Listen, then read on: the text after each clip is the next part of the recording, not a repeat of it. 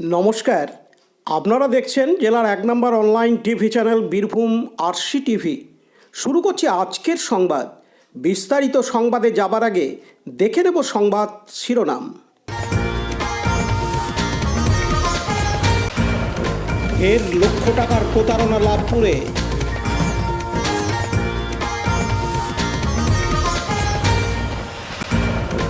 রক্তদান শিবির ও শীতবস্ত্র প্রদান ইলামবাজারে।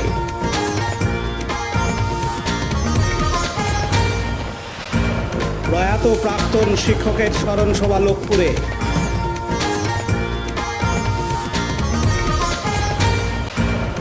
সম্প্রীতির মিলন মেলা শুরু হলো ময়ূরেশ্বরে।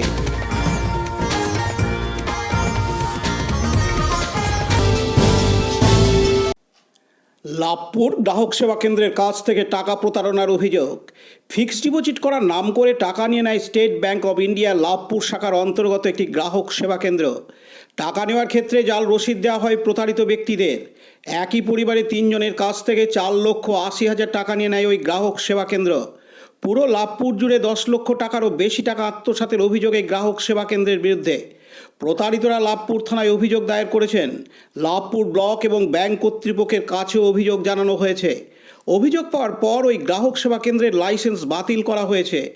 অভিযুক্ত এই গ্রাহক সেবা কেন্দ্রের প্রতিনিধি বর্তমানে পলাতক। অভিযোগ পাওয়ার পরই লাভপুর থানার পুলিশ তদন্ত শুরু করেছে।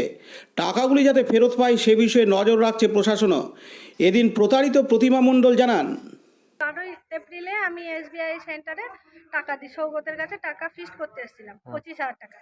তা প্রথম দিন এলাম, বললো কাকিমা তাহলে টাকাটা তুলে এনে আমাকে দাও। প্রথম দিন আমি মেয়ের অ্যাকাউন্ট থেকে 10,000 টাকা তুলে দিলাম। তারপরে বললো আজকে হবে না কাকিমা, কালকে এসো। বেশ, তারপরের দিন আবার 13 তারিখে এলাম। 13 তারিখে এসে মেয়ের অ্যাকাউন্ট থেকে আবার 10,000 টাকা তুলে সৌগতের কাছে নিয়ে গেলাম, দিয়ে বললাম যে তাহলে আমার অ্যাকাউন্ট থেকে 5,000 টাকা নাও, দিয়ে টোটাল 25,000 টাকা আমার মেয়ের নামে নমিনি করে আমার নামে ফিক্সড ডিপোজিট করে দাও 5 বছরের জন্য। দিয়ে বললো বেশ কাকিমা তুমি টাকাটা দিয়ে যাও, কাল সকালে তোমাকে আমি স্লিপ শুদ্ধ জমা রসিদ দিয়ে দেবো। বললাম বেশ ঠিক আছে, আমি চলে গেলাম বাড়িতে।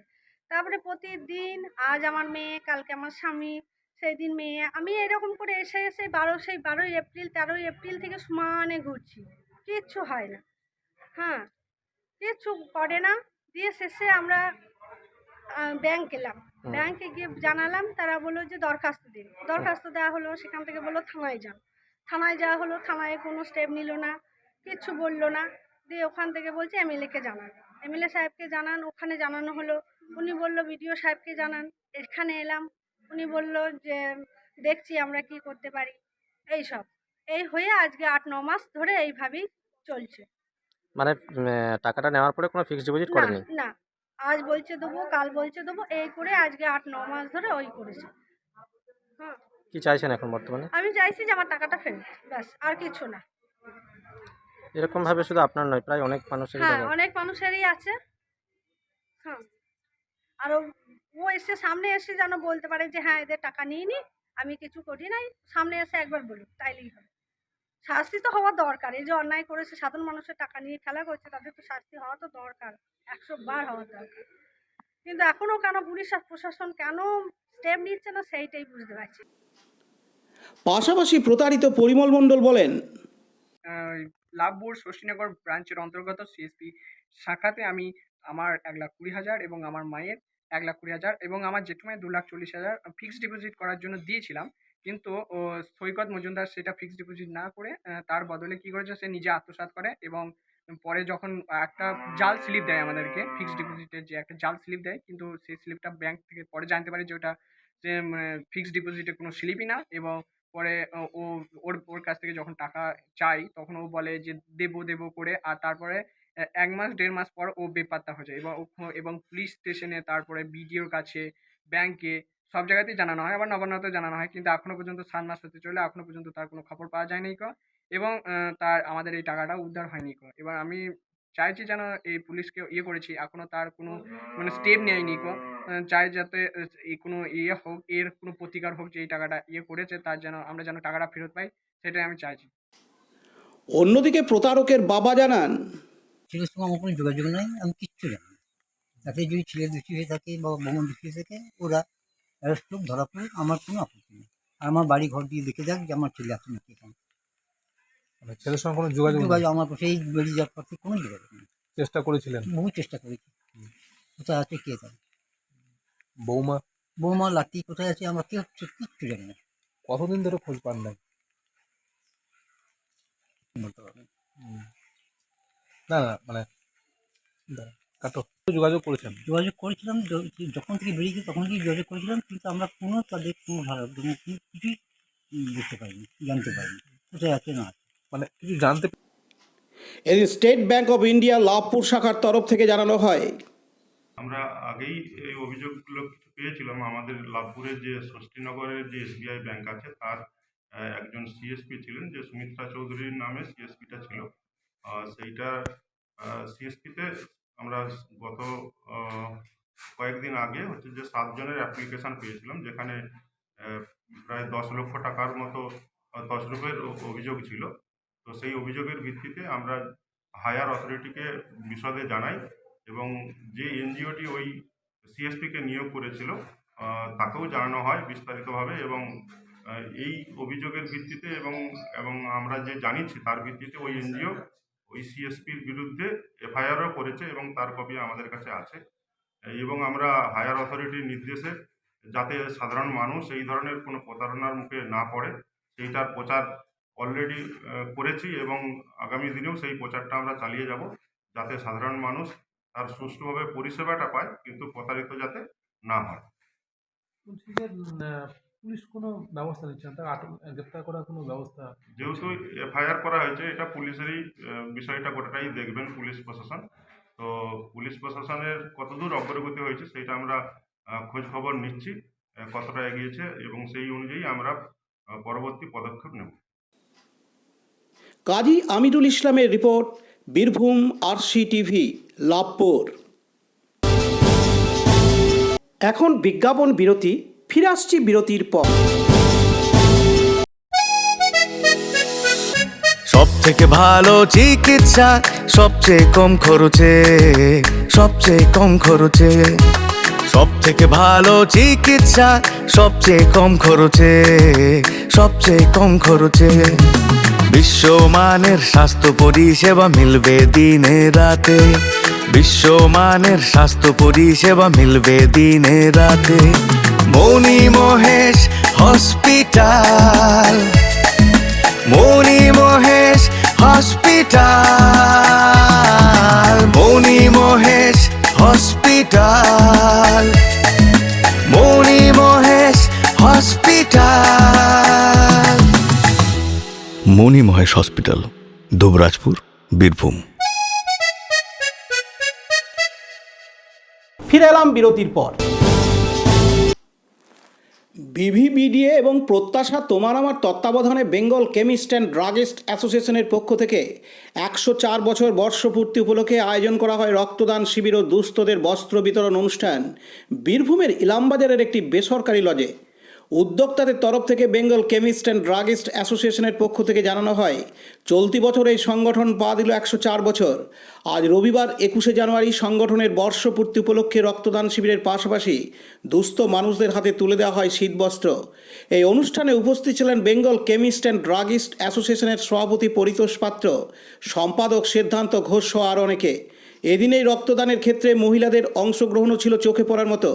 এদিন বেঙ্গল কেমিস্ট অ্যান্ড ড্রাগিস্ট অ্যাসোসিয়েশনের পক্ষ থেকে জানানো হয়, আমাদের সংগঠন আজকে 104 বছর করল এবং এত পুরনো সংগঠন, যেটা আমরা প্রতিটা জোনে জোনে আমরা এই জন্মদিবসটা উদযাপন করি এবং সেখানেও আজকে ইলামবাজার জোন BCDA এই প্রোগ্রামটা অর্গানাইজড করেছে। এবং আমরা যেটা করি যে কিছু সামাজিকতামূলক কাজ করে আমরা এই দিনটাকে উদযাপন করি। সেটা হচ্ছে ব্লাড ডোনেশন ক্যাম্প, স্বেচ্ছায় রক্তদান শিবির ইলামবাজার জোন কমিটি অর্গানাইজড করেছে এবং সেখানে ওনারা 104 ইউনিট যে পরিকল্পনা 104তম প্রতিষ্ঠা দিবসে যে 104 ইউনিট যে ব্লাড সেটা তারা ব্যবস্থা করছেন এবং ইলামবাজার ওসিকে 104টে কম্বল প্রদান করেছেন দুস্থ মানুষের যাতে সেবা করা যায় এবং সে দায়িত্ব ইলামবাজার পুলিশ স্টেশনকে দিয়েছে। আমরা ব্যবসায়িক সংগঠন, ব্যবসা যেরকম করব, আমরা আমাদের যে মোটো হিউম্যানিটি টু সার্ভিস, যাতে সেইটা আমরা কন্টিনিউ করতে পারি এবং সেটা আমরা প্রতিটা জনের ক্ষেত্রে দেখি তারা সে দায়িত্ব পালন করেন। সেটা আজকেও তারা সেই পালন করছেন এবং ভবিষ্যতেও করবেন। তার জন্য আমরা বীরভূম জেলা কমিটির বিসিডিএর পক্ষ থেকে ইলামবাজার জোনকে স্বাগত জানাচ্ছি, ধন্যবাদ জানাচ্ছি। পরবর্তীকালে যাতে এরকম কর্মযজ্ঞের মাধ্যমে এগিয়ে চলবেন এটা আশা রাখবো এবং সবসময় বীরভূম জেলা কমিটি বিসিডিএ তাদের পাশে থাকবে। পাশাপাশি প্রত্যাশার তরফ থেকে জানানো হয়, বিশেষ করে 104তম প্রতিষ্ঠা দিবস হিসাবে বেঙ্গল কেমিস্ট অ্যান্ড ড্রাগিস্ট অ্যাসোসিয়েশনের ইলামবাজার জোন যে রক্তদান শিবিরটাকে তারা এই প্রতিষ্ঠা দিবসের শুভ মুহূর্তে তারা এই মহৎ উদ্যোগটা নিল, সেটাকে আমরা সাধুবাদ জানাচ্ছি। আমাদের বেঙ্গল কেমিস্ট অ্যান্ড ড্রাগিস্ট অ্যাসোসিয়েশনের জেলা সম্পাদক রয়েছেন এবং সেই সঙ্গে আমাদের জেলা অর্গানাইজিং সেক্রেটারি রয়েছেন, জেলা ভাইস প্রেসিডেন্ট রয়েছেন, তথা ইলামবাজার জোনের উনি প্রেসিডেন্ট এবং আমাদের যে সম্পাদক রয়েছেন, এবং তার সঙ্গে এই সংগঠনের যারা কলাকুশলী এবং নেতৃত্ব স্থানীয় সকলেই এখানে হাজির রয়েছেন। অর্থাৎ একটি রক্তদান শিবিরকে তারা যে কতটা গুরুত্ব দিয়েছেন, জেলা স্তর থেকে তারা এখানে এসেছেন এবং এখানে এসে এই রক্তদানে যারা যে সংগঠনের সদস্যরাই রক্তদান করছেন তাদেরকে কিন্তু উৎসাহিত করার জন্যই তারা কিন্তু ছুটে এসছেন। এই উদ্যোগকে আমরা রক্তদান আন্দোলনের কর্মী হিসেবে অত্যন্ত সদর্থক ভূমিকা হিসেবে আমরা মেনে নিচ্ছি। আগামী দিনে তাদেরই হাত ধরেই বিভিন্ন যে জোনগুলি রয়েছে এবং এই সংগঠন আগামী দিনে রক্তদানের ক্ষেত্রে তারা একটা বড় ভূমিকা নেবে, এটা আমরা আশাবাদী। আগামী দিনে এই শিবিরকে ধারাবাহিকভাবে পরিচালনা করার ক্ষেত্রে তারা যেভাবে এগিয়ে এসছেন এবং ধারাবাহিকভাবে এগিয়ে নিয়ে যাওয়ার জন্য আরও অন্যান্য সংগঠনগুলোকেও তারা উৎসাহিত করবে, কারণ তারা যে পেশার সঙ্গে যুক্ত সেই পেশা আমাদের নিত্যদিনের, কিন্তু আমরা সবসময় তাদের সঙ্গে সম্পর্কযুক্ত। কারণ বর্তমান সময়ে আমাদের যে ন্যূনতম যে খাদ্য গ্রহণ করা দরকার তার থেকেও বেশি কিন্তু গুরুত্বপূর্ণ হয়ে পড়েছে আমাদের জীবন ধারণের জন্য ওষুধ সামগ্রী, যার পরামর্শ এবং তাদের যে সহযোগিতা আমরা পাই। অনেক সময় প্রান্তিক মানুষ বিভিন্ন সময়ে হঠাৎ করে এমন কিছু একটা সমস্যায় পড়ে, তখন সেই সৎ পরামর্শ কিন্তু তাদের কাছ থেকেই পায়। অর্থাৎ এই সমাজের মহান পেশার সঙ্গে যুক্ত এই সংগঠন তারা যে মহতী উদ্যোগ নিল সেটাকে আমরা টিম প্রত্যাশা এবং বিভিবিডি এর পক্ষ থেকে এবং কম্বাইন্ড স্পোর্টস একাডেমির পক্ষ থেকে হার্দিক অভিনন্দন এবং শুভেচ্ছা জানাচ্ছি। কাজী আমিরুল ইসলামের report, Birbhum RC TV, Ilambazar. এখন বিজ্ঞাপন বিরতি, ফিরে আসছি বিরতির পর। RCS Network, High Speed Internet Broadband Cable TV and Landline Service Provider, Dubrajpur, Birbhum. আমাদের এখানে পাবেন BSNL, RailTel, city alliance and Jio ফাইবারের internet, cable TV and landline টেলিফোনের কানেকশন নিতে যোগাযোগ করুন।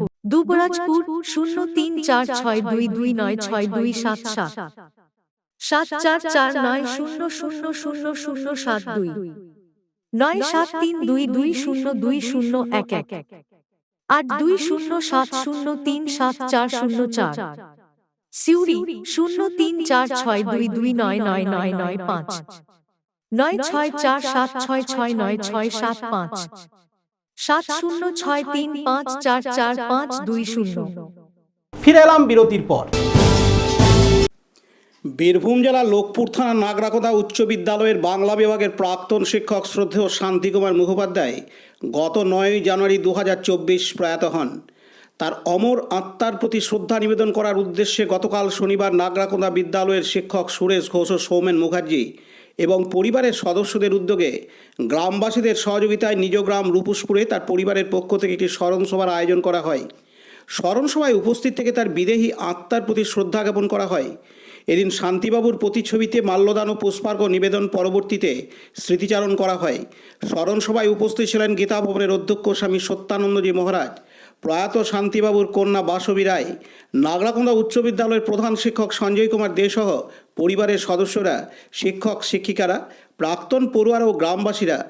এদিন নাগরাকোন্দা বিদ্যালয়ের শিক্ষক সুরেশ ঘোষ জানান, শান্তিকুমার মুখোপাধ্যায় রূপুসপুর গ্রামে জন্মগ্রহণ করেছিলেন, কিন্তু তিনি শুধু রূপুসপুর গ্রামের নয়, এই এলাকার একজন স্বনামধন্য শিক্ষক।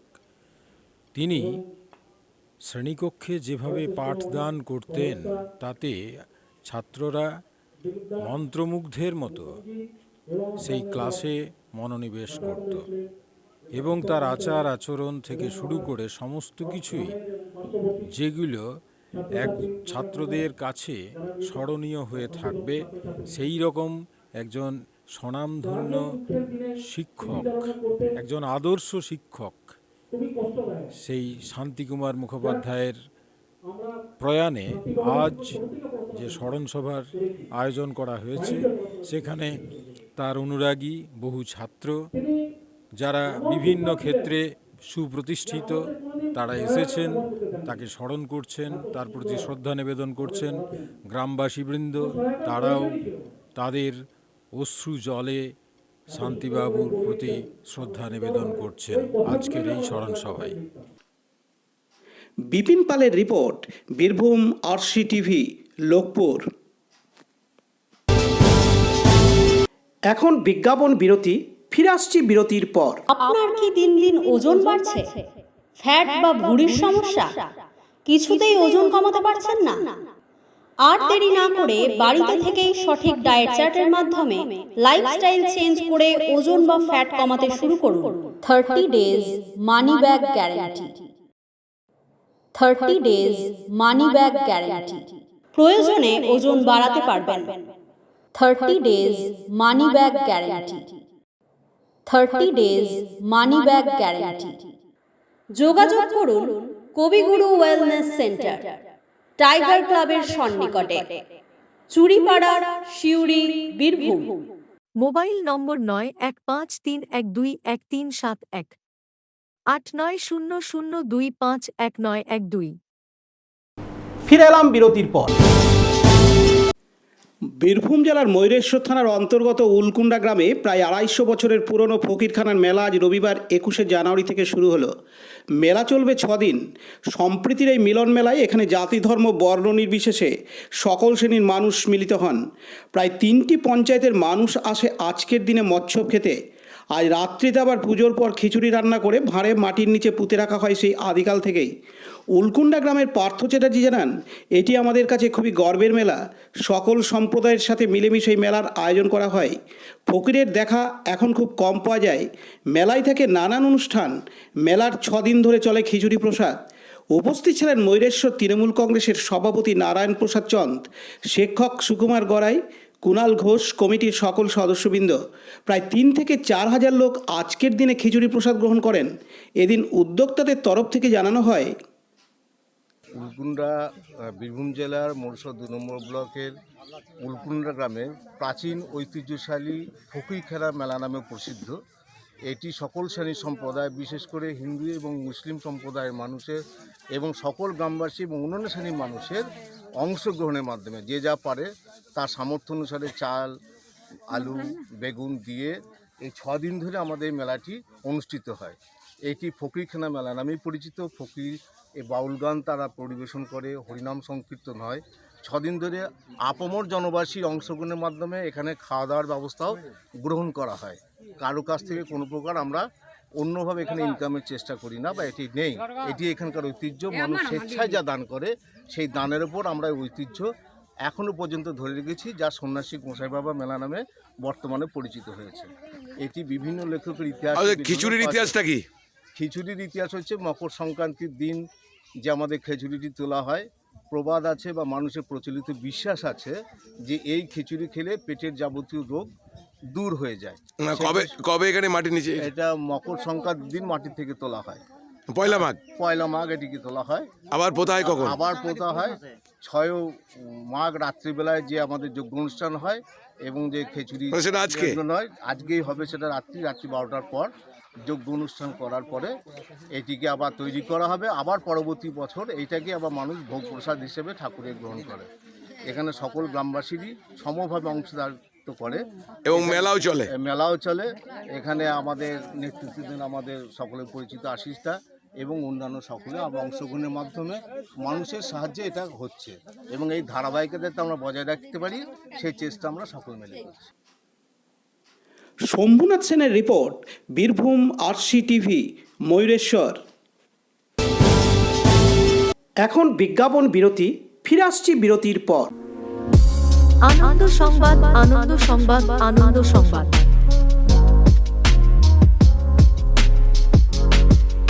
দুবরাজপুর শহর ও ব্লক এলাকার সবচেয়ে বড় ফার্নিচার এর showroom Deep and Jit furniture.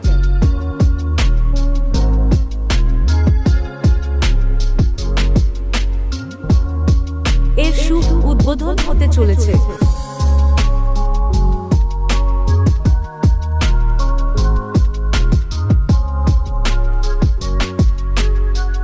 আগামী 7ই মাঘ 1430 সাল, 22/1/2024।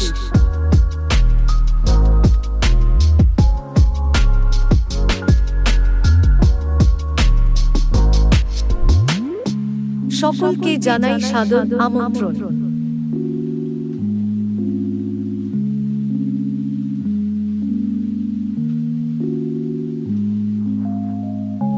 যোগাযোগ করুন এই নাম্বারে 9732150002।